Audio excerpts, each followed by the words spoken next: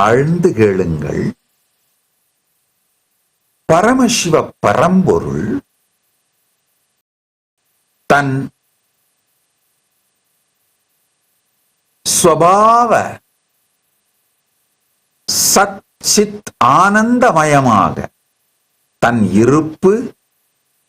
இருப்பை உயிர்ப்பாய் உணர்வது, இருப்பை உயிர்ப்பாய் உணர்வதால் பொங்கும் ஆனந்தம்.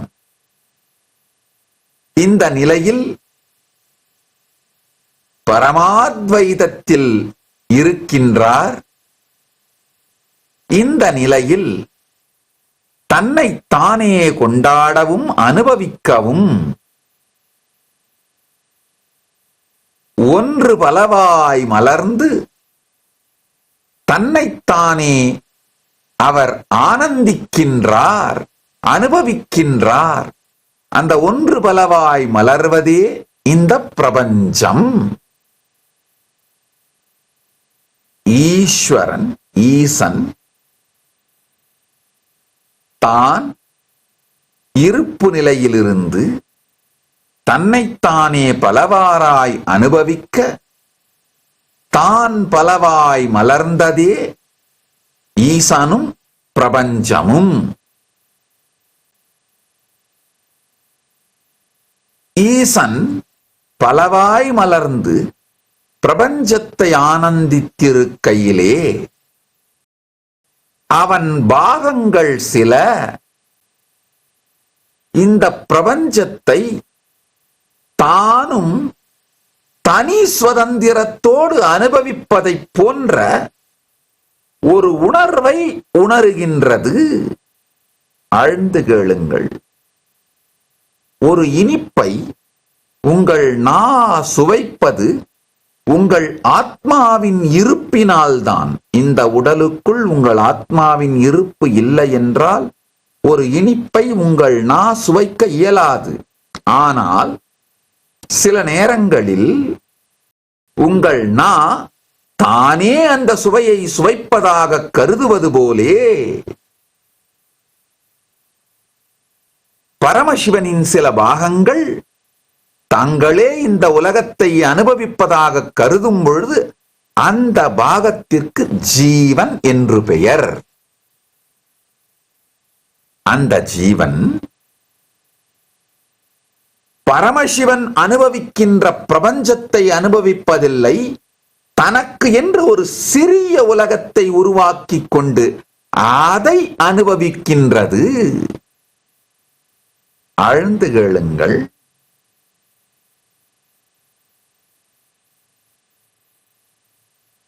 பரமசிவ பரம்பொருள் தானே தன்மயமாயிருக்கும் பரமாத்வைத நிலையில்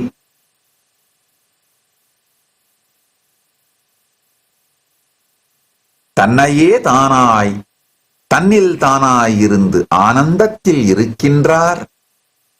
அவர் தன்னை பலவாய் வெளிப்படுத்தி தன்னைத்தானே ஆனந்திக்கும் பொழுது தன்னில் இருந்து இந்த பிரபஞ்சத்தை மலர வைக்கின்றார். அவருடைய சிறு பாகங்கள், அவருடைய வேறு வேறு பாகங்கள் இந்த பிரபஞ்சத்தை ஆனந்திக்கும் பொழுது அவருடைய சாநித்தியத்திலிருந்து தனிப்பட்ட விதத்தில் தனி சுதந்திரத்தோடு தனித்தன்மையோடு தான் இந்த உலகை அனுபவிப்பதாக அது உணரும் பொழுது அதற்கு ஜீவன் என்று பெயர். அந்த ஜீவன் பரமசிவன் அனுபவிக்கின்ற முழு பிரபஞ்சத்தையும் அவருடைய நோக்கிலிருந்து அவருடைய பார்வையிலிருந்து அனுபவிக்காது தனக்கென்று ஒரு சிறு